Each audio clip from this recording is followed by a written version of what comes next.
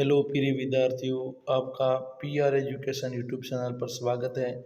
मैं लेकर आया कक्षा 8वीं का हिंदी का पेपर, जो आपके आने वाली बोर्ड एग्जाम के लिए वरदान साबित होगा। प्रिय विद्यार्थियों, मेरी आपसे रिक्वेस्ट है, आप इस चैनल पर नए हो तो मेरे चैनल को सब्सक्राइब जरूर करें, लाइक करें और शेयर करना न भूलें। प्रिय विद्यार्थियों, अभी पढ़ाई का टाइम है, हम आगे बढ़ते हैं। पहला प्रश्न है, बसंत ऋतु के आते ही पेड़ पौधे पर छा जाती है। जब बसंत ऋतु आती है तो पेड़ पौधों पर क्या छा जाती है? शीतलता, कोमलता, हरियाली या घनी छाया? तो हरियाली। अगला सवाल है, निर्मित शब्द का अर्थ है। निर्मित शब्द का क्या अर्थ है? निर्मित, के लिए, कारण या अभिप्राय? इसका अर्थ है अभिप्राय। अगला सवाल है, संसार का स्थायी साधन कौन सा है? संसार है, उसका स्थायी साधन कौन सा है? अ टेलीफोन, ब मोबाइल, स पत्र, द तार। इसका है स्थायी साधन है वो पत्र है। चौथा सवाल है, कबीर के अनुसार मनुष्य का मन होना चाहिए। कबीर जी के अनुसार हमारे मनुष्य का मन कैसा होना चाहिए? निर्मल, कठोर, शांत या पवित्र? तो यहाँ पर होता है शांत, ससे। कविता में तीन का कहाँ है? पांचवा सवाल है, कविता में तीन का कहाँ है? पानी में, चोंच में, जमीन पर या पेड़ पर? यहाँ पर बस ये चोंच में। तीन का कहाँ पर है? चोंच में। आगे बढ़ते हैं। प्रिय विद्यार्थियों, मेरी आपसे रिक्वेस्ट है, आप मेरी चैनल पर नए हो तो मेरे चैनल को सब्सक्राइब जरूर करें। एक और मेरा चैनल है माजिद एजुकेशन, वहाँ पर आपको प्रत्येक विषय का वीडियो मिल जाएगा। उस चैनल को भी आप सब्सक्राइब जरूर करें। उस चैनल का लिंक मैं इस डिस्क्रिप्शन में डाल दूँगा, तो आप उस चैनल को भी लाइक करना है। अगला सवाल है छठा, अति लघुत्तम है, अनंत से मिलन से क्या अभिप्राय? अनंत, अनंत यानी परमात्मा, परमात्मा से मिलन। अनंत का मिलन का अभिप्राय है परमात्मा से मिलन। किससे मिलन? परमात्मा से मिलन, से मिलन। अनंत से मिलन का अभिप्राय होता है परमात्मा से मिलन, यानी जहाँ पर कोई न मिल सके वहाँ हम मिल जाए तो वो भगवान है। वो क्या है? भगवान। सातवां सवाल है, बदलू लल्ला किसे कहता था? जो बदलू था वो लल्ला किसे कहता था? बदलू था वो लल्ला लेखक को कहता था। किसको कहता था? लेखक। लेखक ने वर्दा किसे कहा है? लेखक ने वर्दा किसे कहा? ये प्रिय विद्यार्थियों, ये आपको बताना है और ये सवाल मोस्ट है और इम्पोर्टेंट है, आपके पासबुक या किताब में से मिल जाएगा। 9वां सवाल है, दीवाने शब्द किसके लिए कहा गया? दीवाने शब्द वीरों के लिए कहा गया। किसके लिए कहा गया है? वीरों के लिए। किसके लिए कहा गया है? वीरों के लिए। 10वां सवाल है, साधु से क्या पूछना चाहिए और क्या नहीं? साधु, जब साधु महात्मा आते हैं हमारे घर तो हमें उसको क्या पूछना चाहिए और क्या नहीं पूछना चाहिए? तो जब साधु महात्मा हमारे घर आते हैं तो उनको उनकी जात नहीं पूछनी चाहिए। उनकी जात यानी आपकी जाति क्या है नहीं पूछनी चाहिए, और उनके ज्ञान पूछना चाहिए, यानी उसके ज्ञान की बातें लेनी चाहिए, उनके से ज्ञान लेना चाहिए, ज्ञान के बारे में बातें करनी चाहिए, परंतु उनकी जात नहीं पूछनी। जातु साधु होता है, उसकी जाति नहीं पूछनी चाहिए, उसका ज्ञान पूछना चाहिए, उसमें ज्ञान कितना है उसका ज्ञान लेना चाहिए। अगला सवाल है लघुतात्मक प्रश्न।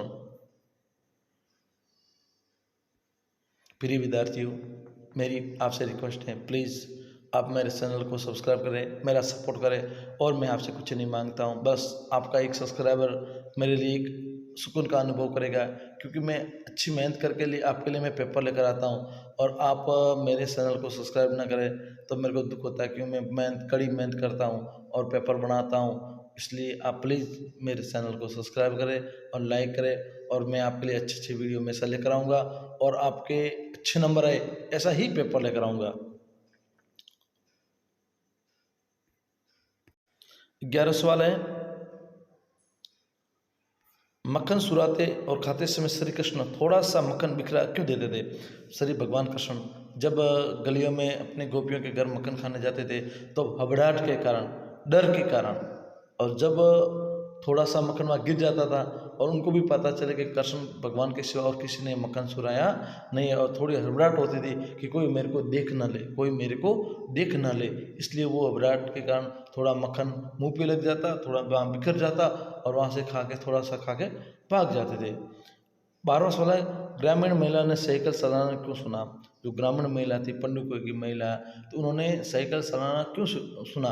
क्योंकि वो अपने आप आत्मनिर्भर होना चाहती, स्वावलंबी बनना चाहती, अपने रोजमर्रा के काम से आज़ादी चाहती थी और वो अपना काम समय पर करना चाहती थी।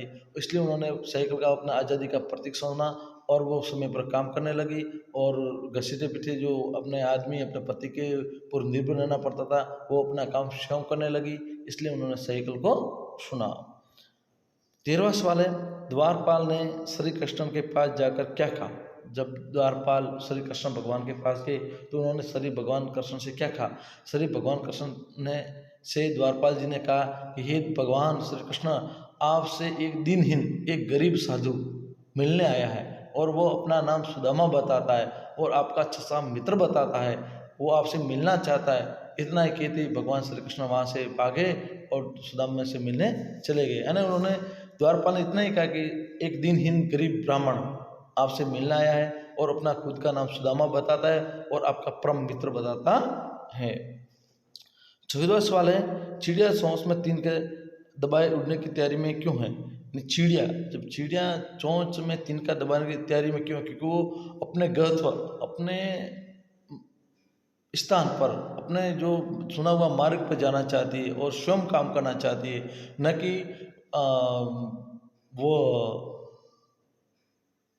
आलसी होकर बैठना चाहती है, क्योंकि वो अपने गंतव्य पर पहुंचना चाहती है और अपना काम स्वयं करना चाहती है और समय पर करना चाहिए और तिनका दबाव पर अपने घोंसले पर जाना चाहती है। अब अगला सवाल है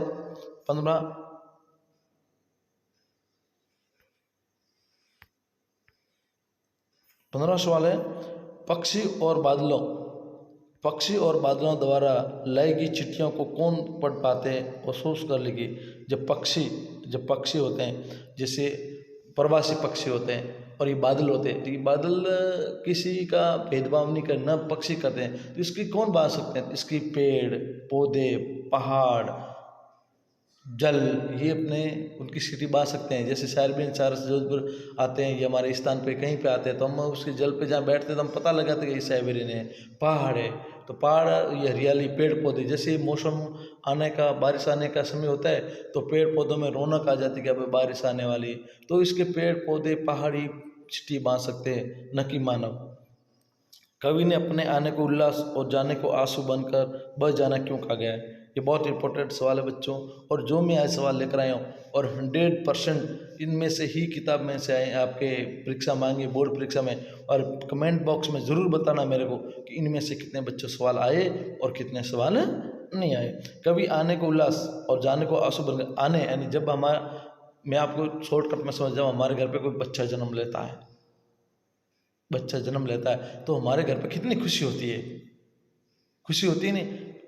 मिठाइयाँ बांटते हैं, थाली बजाते हैं और घर में माहौल हो जाता है सुखनुमा, आओ हमारे घर पे लड़का पैदा हुआ, और वही बच्चा यदि बड़ा होकर चला जाता है तो हमारे घर में मातम चला आ जाता है। तो ऐसे आने का उल्लास, जब कोई हमारे पास कोई आता है तो हमको खुशी होती है, कुछ अच्छा हो लगता है, जो चला जाता है तो हमारे आंसू बन जाते हैं।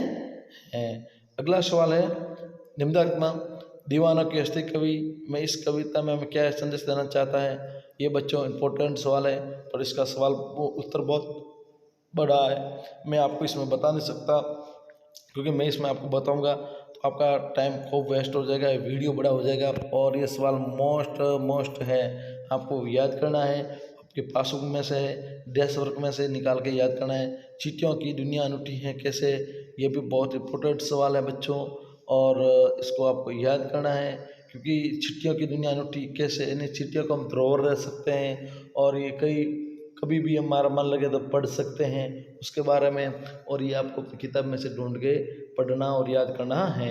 काम चोर कहने का मूल प्रतिपादक क्या है? काम चोर कहने का मूल प्रतिपादक कि हमें अपना काम स्वयं करना चाहिए, स्वयं पर करना चाहिए, किसी के ऊपर थोपना नहीं चाहिए, और कोई भी हमको काम के लिए कुछ कहे तो हमको उसका आगे का पालन करना चाहिए और समय पर काम करना चाहिए।